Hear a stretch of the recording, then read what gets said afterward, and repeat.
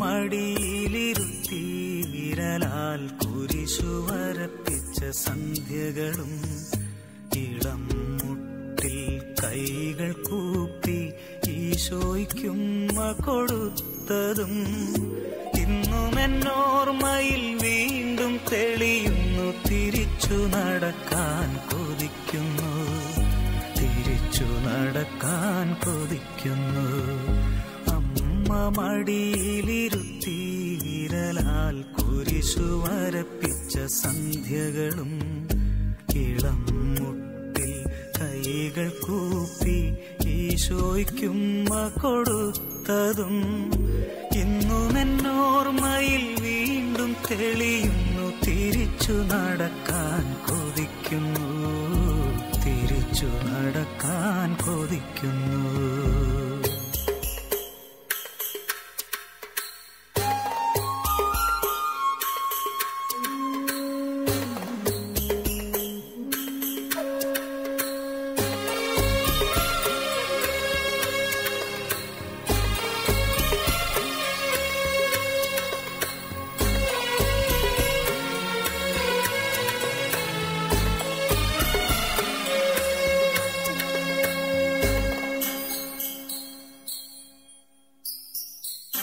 തൂവെള്ള വസ്ത്രവും മുടിയും ചാർത്തി പുലരിതൻ പൂക്കളും കൈകളിലേന്തി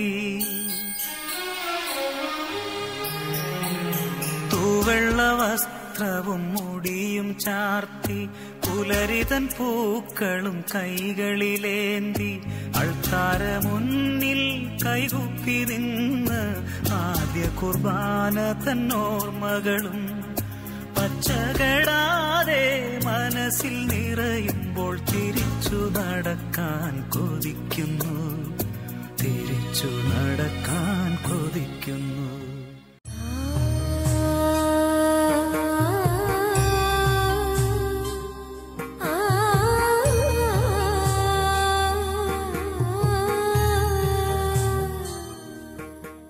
ഈശോയിൽ സ്നേഹമുള്ളവരെ, കഴിഞ്ഞ എപ്പിസോഡിൽ കുടുംബജീവിതത്തിൻ്റെ പ്രാരംഭ ചിന്തകളെക്കുറിച്ച് നമ്മൾ പറഞ്ഞ് വെച്ചപ്പോൾ ശാരീരിക പക്വത എന്നുള്ള കുടുംബജീവിതത്തിൻ്റെ അടിസ്ഥാനപരമായ പങ്കാളികൾക്ക് വേണ്ട ഗുണഗണങ്ങളെക്കുറിച്ചാണ് നമ്മൾ പറഞ്ഞ് അവസാനിപ്പിച്ചത്.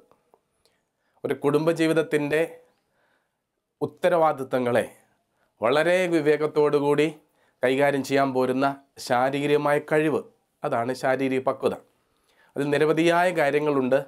അത് നമ്മൾ ഓരോന്നിടത്ത് വിവരിച്ചില്ല എങ്കിലും കഴിഞ്ഞ എപ്പിസോഡിലെ ആ ചിത്രീകരണത്തിലൂടെ അതിൻ്റെ അടിസ്ഥാനപരമായ സത്യത്തെ നമുക്ക് മനസ്സിലാക്കാനായിട്ട് സാധിച്ചു. ഇന്ന് നമ്മൾ ചിന്തിക്കുന്നത് വിവാഹ ജീവിതത്തിലേക്ക്, കുടുംബ ജീവിതത്തിലേക്ക് പ്രവേശിക്കുന്ന വ്യക്തിക്കുണ്ടാകേണ്ട ഏതാനും വളരെ ഗൗരവമായ ഗുണഗണങ്ങളാണ്. അതിലൊന്ന് വൈകാരിക പക്വതയാണ്, ഇമോഷണൽ മച്യൂരിറ്റി. ഒരു വ്യക്തിയുടെ വൈകാരിക പക്വത എന്ന് പറഞ്ഞാൽ എന്താ? ആ വ്യക്തി ആയിരിക്കുന്ന പശ്ചാത്തലത്തിൽ ആ സാഹചര്യങ്ങളോട് ഇണങ്ങുവാനും അതുപോലെ തന്നെ തിരുത്തേണ്ടത് തിരുത്തുവാനും നോ പറയേണ്ടതിനോട് നോ പറയുവാനും സന്തോഷവും സമാധാനവും കളയാതെ ആ പ്രതിസന്ധികളെയോ ആ നൽകപ്പെട്ട സാഹചര്യങ്ങളെയോ മറികടന്നു പോകുവാനുള്ള പ്രത്യേകമായ കഴിവാണ് വൈകാരികമായ പക്വത. ഈ വൈകാരികമായ പക്വത അത് നമുക്ക് എവിടെ വാങ്ങിക്കാൻ കിട്ടുന്ന ഒന്നല്ല. ഷോപ്പിംഗ് മാളിൽ ചെന്നിട്ട് എനിക്ക് ഇത്ര രൂപയ്ക്ക് ഇമോഷണൽ മച്യൂരിറ്റി തരൂ എന്ന് പറഞ്ഞാൽ അത് സാധ്യമല്ല. ഒരു വ്യക്തിയുടെ ജീവിത വളർച്ചയിൽ അവൻ ദൈനംദിന സാഹചര്യങ്ങളോട് സംവേദിച്ച് പഠനവും പ്രാർത്ഥനയും ഇതര പ്രക്രിയയിലൂടെ സ്വാംശീകരിച്ചെടുക്കേണ്ട ഒരു ഗുണമാണ് വൈകാരികമായ പക്വത. മാർപ്പാപ്പ വിവാഹത്തിനൊരുങ്ങുന്ന യുവജനങ്ങളെ പറഞ്ഞു പഠിപ്പിക്കുമ്പോൾ മാർപ്പാപ്പ പറയുന്നു, 3 തരം ഒരുക്കങ്ങൾ വിവാഹ ജീവിതത്തിലേക്ക് പ്രവേശിക്കുന്ന വ്യക്തിക്കുണ്ടാവണം. 1 അകന്ന ഒരുക്കം, 2 അടുത്ത ഒരുക്കം, 3 ഏറ്റവും അടുത്ത ഒരുക്കം.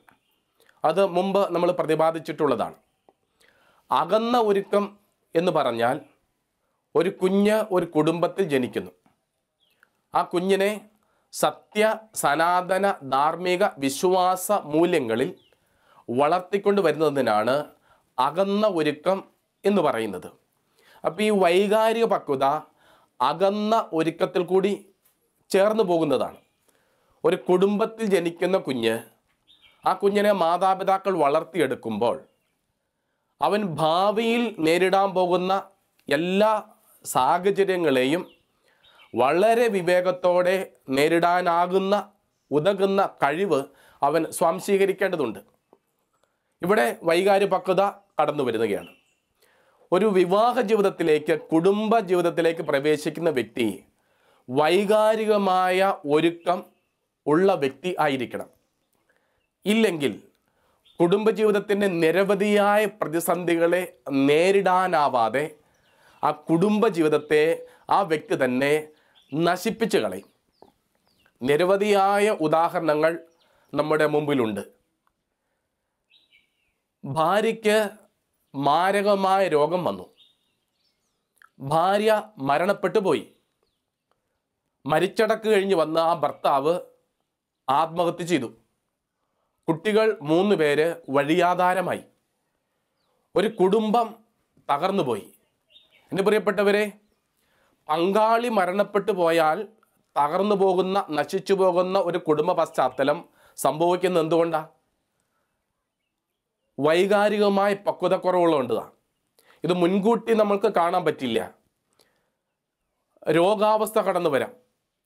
ഗൗരവമായ സാമ്പത്തികമായ ബാധ്യതയിൽ നിൽക്കുന്ന ഒരു കുടുംബം, ഭാര്യ അല്ലെങ്കിൽ ഭർത്താവ് കിഡ്നി രോഗത്തിൽപ്പെട്ട വ്യക്തിയാണ്.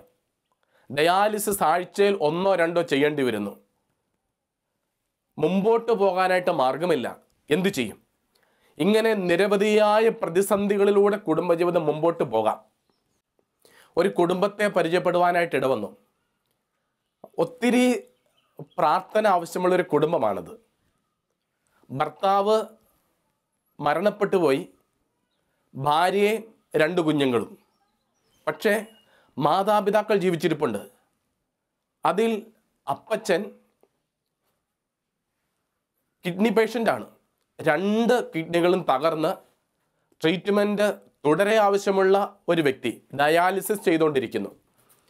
അമ്മയാണെങ്കിൽ അൽഷൈമേഴ്സ് രോഗം വന്ന് വലിയ ബുദ്ധിമുട്ട് അനുഭവപ്പെടുന്ന പശ്ചാത്തലം. എന്ന് പ്രിയപ്പെട്ട ഒരു അച്ഛൻ ഇത് ഉണ്ടാക്കി പറയുന്ന ഒന്നല്ല.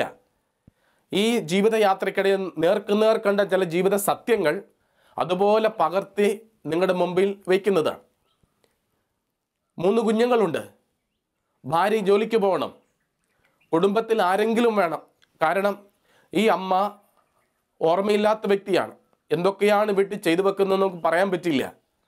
അപ്പച്ചനുണ്ടെങ്കിലും കാര്യങ്ങൾ മുമ്പോട്ട് കൊണ്ടുപോകാൻ പോരുന്ന ശാരീരികമായ ആ ശേഷി ആ മനുഷ്യനില്ല. കിഡ്നി പേഷ്യൻ്റാണ്. ഈ ഒരു പശ്ചാത്തലം, ഇങ്ങനെ പല കുടുംബങ്ങൾ. ഇവിടെയൊക്കെ കുടുംബത്തെ നശിപ്പിച്ച് കളയുകയല്ല ചെയ്യേണ്ടത്. ജീവിതം അവസാനിപ്പിക്കുകയല്ല ചെയ്യേണ്ടത്. മറിച്ച് ദൈവത്തിൻ്റെ സംരക്ഷണത്തിൻ്റെ കരങ്ങളിലേക്ക് കുടുംബത്തെ മുഴുവനും ഏൽപ്പിച്ചു കൊടുത്തുകൊണ്ട് ആവുന്ന പരസഹായത്തോടുകൂടി കുടുംബജീവിതത്തിൽ മുമ്പോട്ട് സധൈര്യം നയിക്കാൻ പോരുന്ന കഴിവ് ഈ ഭാര്യയ്ക്ക് ഉള്ളത് കൊണ്ട് മാത്രമാണ് ഈ കുടുംബം മുമ്പോട്ട് പോവുക. എന്ന് വെച്ചാൽ അച്ഛനെ പ്രതിപാദിച്ച സംഭവത്തിൽ ഭാര്യയ്ക്ക് വൈകാരികമായ ശേഷി, പക്വതയുള്ളൊരു വ്യക്തിയാണ്. അല്ലെ പണ്ടേ ആ കുടുംബം അവസാനിച്ചു പോയേനെ. അപ്പം അങ്ങനെയെങ്കിൽ ഇന്നത്തെ സാഹചര്യത്തിൽ കുടുംബജീവിതം നിരവധിയായ പ്രതിസന്ധികളിലൂടെയാണ് മുമ്പോട്ട് കടന്നു പോവുക. അവിടെ രോഗത്തിൻ്റെ കാര്യം മാത്രമല്ല, ഗൗരവമായ സാമ്പത്തിക പ്രതിസന്ധി ചില കുടുംബങ്ങൾ വന്നുപെടാം. മക്കള് പഠിപ്പിക്കാനായിട്ട് മാർഗമില്ല. ഗൗരവമായ കടബാധ്യതയിൽ നിൽക്കുന്നു. എങ്ങനെ മുമ്പോട്ട് പോകണം എന്നറിയാൻ പാടില്ല. 8 കോടി രൂപ കടബാധ്യതയുള്ള ഒരു മനുഷ്യൻ പ്രാർത്ഥിക്കാൻ വന്നത് അച്ഛൻ ഓർക്കുകയാണ്. ആ മനുഷ്യൻ ആ 8 കോടി രൂപ വീട്ടി തീർക്കാനായിട്ടുള്ള മാർഗമുണ്ട്. ഭൂമിയൊക്കെയുണ്ട്. അതൊക്കെ വിറ്റാൽ ഈ പൈസ വീട്ടി തീർക്കാനായിട്ട് സാധിക്കും. പക്ഷേ ഭൂമിയുടെ കച്ചവടം നടക്കുന്നില്ല. 2 പെൺമക്കൾ വിവാഹപ്രായമായി നിൽക്കുന്നു. ഒരു നിമിഷം പോലും മുമ്പോട്ട് പോകാൻ പറ്റാത്ത അവസ്ഥയിൽ കുടുംബം ഒന്നാകെ ആത്മഹത്യ ചെയ്യാനായിട്ട് തീരുമാനമെടുത്ത് ഇരിക്കുന്ന പശ്ചാത്തലത്തിലാണ് കാണുവാൻ ഇടവന്നത്. എന്ന് പ്രിയപ്പെട്ടവരെ, ഈ ഒരു സാഹചര്യത്തിൽ കുടുംബങ്ങൾ മുമ്പോട്ട് പോകുമ്പോൾ വൈകാരികമായി ശേഷിയില്ലാത്തവരാണ് കുടുംബത്തിൻ്റെ നായകന്മാരല്ല നായികന്മാരായിത്തീരുന്നെങ്കിൽ ഈ കുടുംബങ്ങളൊക്കെ ശിഥിലമായി പോകും.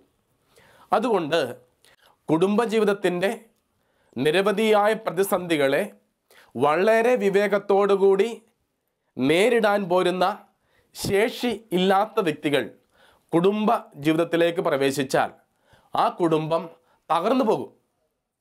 നമുക്ക് ശ്രദ്ധിക്കാം.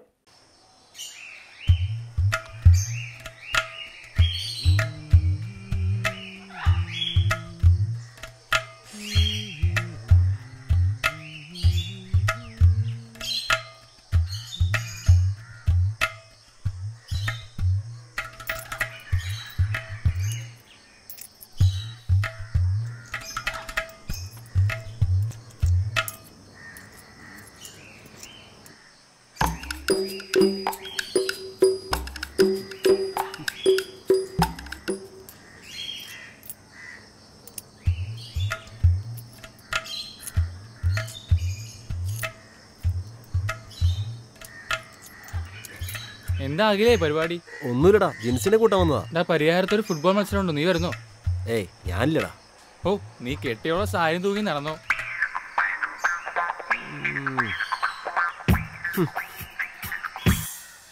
യഥാർത്ഥ സ്നേഹം എന്താണെന്ന് ഇവനൊന്നും അറിയത്തില്ല.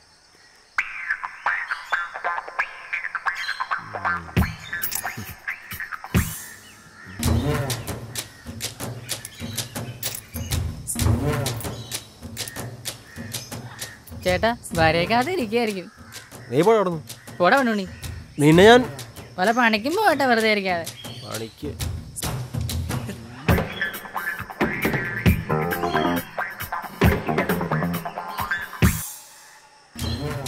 അതൊന്നും ശരിയാവത്തില്ല.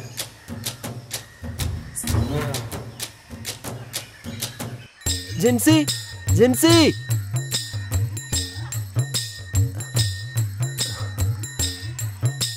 എത്ര നേരം ഞാൻ കാത്തു നിൽക്കുന്നേ?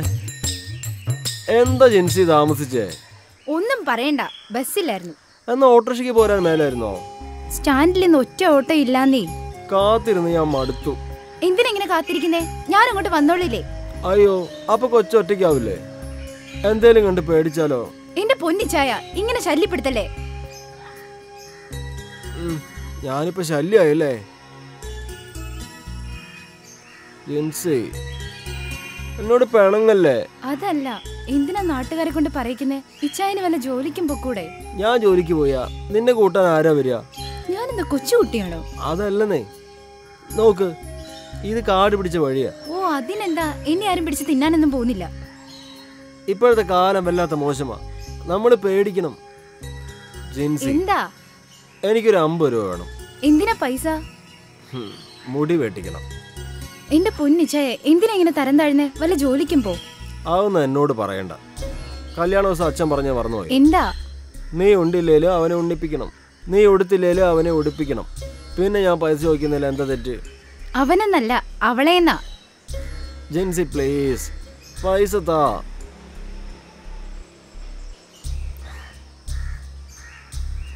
ഇന്ന് തന്നെ എനിക്കൊന്ന് തിന്നാൻ മേടിക്കാൻ. എന്റെ പൈസ ഇല്ലായിരുന്നു. നാളെ എനിക്കൊരു 30 രൂപ തരണേ. എന്തിനാ? മുടി വെട്ടാൻ പോകുമ്പോ ചായ കുടിക്കാനാ. ഓ, എന്റെ ഒരു തലവിധി. ജിൻസി പോവല്ലേ? ജിൻസി. കുടുംബജീവിതത്തിന്റെ ഉത്തരവാദിത്തങ്ങളിൽ നിന്നും ഒളിച്ചോടാൻ ശ്രമിക്കുന്നവർ ഇന്നുമുണ്ട്. ഇപ്പോൾ നമ്മൾ കണ്ട ഈ കഥയില് ഒരു ഭർത്താവ് ഒരു കുടുംബത്തെ നയിക്കാൻ പോരുന്ന വൈകാരികമോ സാമ്പത്തികമോ ആയ ശേഷി ഇല്ലാത്ത കുടുംബനാഥൻ. അതുകൊണ്ട് ഒരിക്കലും ഈ കുടുംബത്തിൽ സ്വസ്ഥത സമാധാനം ഉണ്ടാവില്ല. അതുകൊണ്ട് തന്നെ ഈ കുടുംബത്തിൻ്റെ ഉത്തരവാദിത്വം ഭർത്താവിൽ എന്നതുപരി ഭാര്യ ഏറ്റെടുക്കേണ്ടി വരുന്ന ഒരു സാഹചര്യം കൂടി ഇവിടെ സംജാതമാവുകയാണ്. അതുകൊണ്ട് വളരെ നിരാശനായ നിരാലംബനായ ഒരു കുടുംബനാഥൻ ഭർത്താവ്. ഈ കുടുംബത്തിൻ്റെ ഉത്തരവാദിത്വം പരിപൂർണമായി ഏറ്റെടുത്ത് നയിക്കുവാൻ ഈ ഭർത്താവിന് ശേഷിയില്ല. അപ്പോൾ സ്വാഭാവികമായും നമുക്കൊരു ചോദ്യം ഉണ്ടാവാം. ആ ചോദ്യം ഇതാണ്: അങ്ങനെയുള്ള വ്യക്തി കുടുംബജീവിതത്തിലേക്ക് പ്രവേശിക്കണോ, പ്രവേശിക്കേണ്ടയോ? പ്രിയപ്പെട്ടവരെ, നമുക്കത് വളരെ സുചിന്തിതമായി തീരുമാനമെടുക്കേണ്ട ഒരു കാര്യമാണ്. ഇവിടെ ഭർത്താവിൻ്റെ ബലഹീനതകളെ, പോരായ്മകളെ, കുറവുകളെ അതിൻ്റെ പരിപൂർണമായ അവസ്ഥയിൽ മനസ്സിലാക്കി ഈ കുടുംബത്തിൻ്റെ ഉത്തരവാദിത്വം വളരെ സന്തോഷത്തോടു കൂടി ഏറ്റെടുത്ത് മുമ്പോട്ട് കൊണ്ടുപോകാനായിട്ട് ഭാര്യയ്ക്ക് ശേഷിയും സമ്മതവുമാണെങ്കിൽ നമുക്ക് മറിച്ചൊന്നും പറയാൻ പറ്റില്ല. പക്ഷേ സ്വാഭാവികമായും അങ്ങനെയല്ല സംഭവിക്കേണ്ടത്. ഇവിടെ വരുന്ന മറ്റൊരു ബുദ്ധിമുട്ട് ഇതാണ്: തങ്ങൾക്കുണ്ടാകുന്ന ഒരു കുഞ്ഞിനെ വളരെ ശ്രദ്ധയോടെ എങ്ങനെ വളർത്തി എടുക്കണോ അതുപോലെ തന്നെ ഭർത്താവിനെയും കൂടി നോക്കി വളർത്തേണ്ട ഒരു സാഹചര്യമാണ് ഭാര്യയ്ക്കുള്ളത്. എന്ന് വെച്ചാൽ ഒരു ഭർത്താവിനെ ആ ഭർത്താവിൻ്റെതായ രീതിയിൽ അംഗീകരിക്കാൻ എനിക്ക് ഭാര്യയ്ക്ക് സാധ്യമാവില്ല. മറിച്ച് ഒരു മകൻ്റെയോ ഒരു മകളുടെയോ അല്ലെ ഒരു ആശ്രിതൻ്റെയോ അല്ലെ ഒരു പരിചാരകൻ്റെയോ ഒരു വേലക്കാരൻ്റെയോ ഒരു സ്ഥാനത്തേക്ക് ഈ ഭർത്താവിൻ്റെ ജീവിത മേഖല അങ്ങ് ഒതുങ്ങുമ്പോൾ തനിക്ക് തുല്യമോ അല്ലെ അതിനേക്കാൾ ഉപരിയായോ തന്നെ സംരക്ഷിക്കുക ചെയ്യേണ്ട ഒരു ഭർത്താവായിട്ട് ഈ ഭാര്യയ്ക്ക് അംഗീകരിക്കാൻ പറ്റാത്തടത്തോളം കാലം ഈ കുടുംബജീവിതം സമാധാനത്തോടും സന്തോഷത്തോടും കൂടി പോകില്ല. മുമ്പ് നമ്മൾ കണ്ട ആ സംഭവത്തിൽ ഭർത്താവ് ഭാര്യയുടെ പക്കൽ ഒരു കൊച്ചുകുട്ടിയെപ്പോലെ സഹായം ചോദിക്കുക നമ്മൾ കാണുകയാണ്. ഒരു പെരുന്നാളിന് സ്വന്തം കുഞ്ഞിനെ ആഘോഷ സ്ഥലങ്ങളിലൂടെ കൊണ്ടുപോയി ബലൂൺ വാങ്ങിച്ചു കൊടുക്കുന്നത് പോലെയോ അല്ലെങ്കിൽ PP വാങ്ങിച്ചു കൊടുക്കുന്ന പോലെയോ തൻ്റെ ഭർത്താവിന് ഇങ്ങനെ കൊണ്ടുപോയി നടന്ന് ഓരോ കാര്യങ്ങളും ചെയ്തു കൊടുക്കേണ്ട ഒരു നിലവാര തകർച്ചയിലേക്ക് ഈ ഭർത്താവായിരിക്കുന്നു. മുടി വെട്ടിക്കാൻ, ചായ കുടിക്കാൻ ഒക്കെ ഭാര്യയുടെ മുമ്പിൽ കൈനീട്ടി നിൽക്കുന്ന ഒരവസ്ഥ എന്ന് പറയുന്നത് അതൊരു കുടുംബജീവിതത്തിൽ ഒരിക്കൽ പോലും കാണാൻ പാടില്ലാത്ത എപ്പിസോഡാണ്. ഒരിക്കലും അങ്ങനെ സംഭവിക്കാനായിട്ട് പാടില്ല. ഒരു നിമിഷം നമുക്ക് കണ്ണുകൾ അടച്ച് നമുക്ക് പ്രാർത്ഥിക്കാം. നമ്മൾ എവിടെയായിരുന്നോ അവിടെ ആയിരുന്നുകൊണ്ട് തന്നെ കുടുംബജീവിതം തകർന്നു പോകുന്ന എത്രയോ പശ്ചാത്തലം നിലനിൽക്കുന്നു.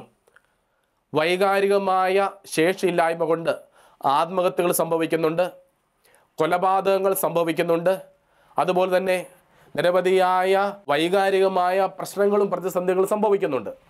അതുവഴി തകർന്നുപോയ കുടുംബങ്ങൾ ധാരാളമാണ്. ഇങ്ങനെ തകർന്നുപോയ കുടുംബങ്ങളെ കർത്താവിന് പക്കലേക്ക് സമർപ്പിച്ചൊരു നിമിഷം നമുക്ക് പ്രാർത്ഥിക്കാം. നല്ല ദൈവമേ, സന്ധ്യാവേളയിലിരുന്ന് ഞങ്ങൾ പ്രാർത്ഥിക്കുന്നു. സമൂഹത്തിൻ്റെ ഗുണങ്ങളുടെ പുണ്യങ്ങളുടെ വിളനിലമാണല്ലോ, നഴ്സറിയാണല്ലോ കുടുംബം. ആ കുടുംബത്തിൽ സംഭവിക്കുന്ന ഓരോ അപചയങ്ങളും സമൂഹത്തെ ഒന്നാകെ ബാധിക്കുന്നു എന്ന് ഞങ്ങൾ തിരിച്ചറിയുന്നു. അതുകൊണ്ട് തന്നെ ഞങ്ങളിപ്പോൾ പ്രാർത്ഥിക്കുന്ന കുടുംബങ്ങളെ അങ്ങ് ഏറ്റെടുക്കണമേ. സാമ്പത്തികമായ തകർച്ചയിൽപ്പെട്ടുപോയ കുടുംബങ്ങൾ, വൈകാരികമായ ശേഷിയില്ലാതെ വിഭാഗത്തിലേക്ക് പ്രവേശിച്ചത് വഴിയായിട്ടുണ്ടായിട്ടുള്ള ദുരന്തങ്ങൾ,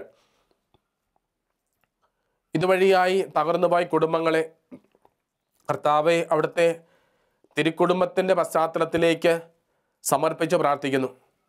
കൊടും ദാരിദ്ര്യത്തിലും പരാധീനങ്ങളിലും ആരംഭിച്ച തിരുക്കുടുംബം ഈ ലോകത്തിലെ എല്ലാ കുടുംബങ്ങളുടെയും മാതൃകയായി. അങ്ങനെയാണ് പുൽക്കൂടും ക്രിസ്മസും ഉണ്ടായത്.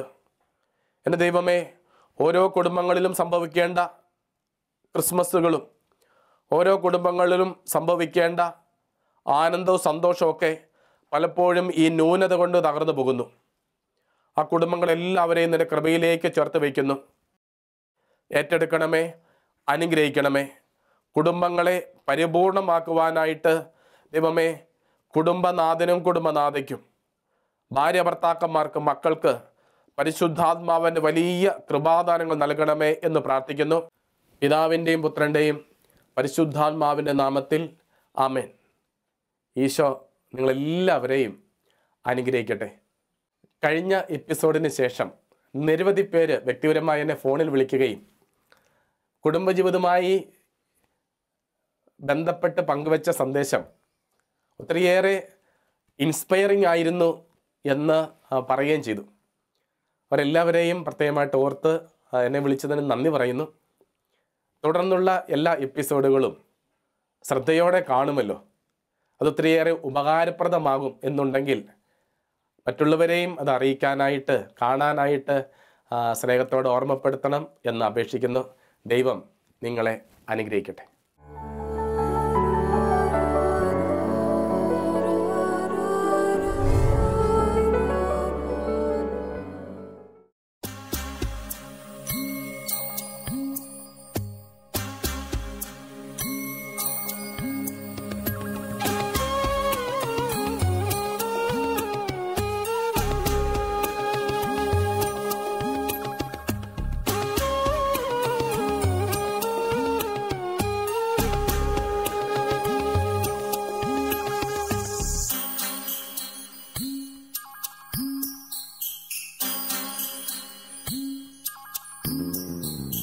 അമ്മ മടിയിലിരുത്തി വിരലാൽ കുരിശു വരപ്പിച്ച സന്ധ്യകളും ഇളം മുട്ടിൽ കൈകൾ കൂപ്പി ഈശോയ്ക്കുമ്മ കൊടുത്തതും ഇന്നും എന്നോർമ്മയിൽ വീണ്ടും തെളിയുന്നു. തിരിച്ചു നടക്കാൻ കൊതിക്കുന്നു, തിരിച്ചു നടക്കാൻ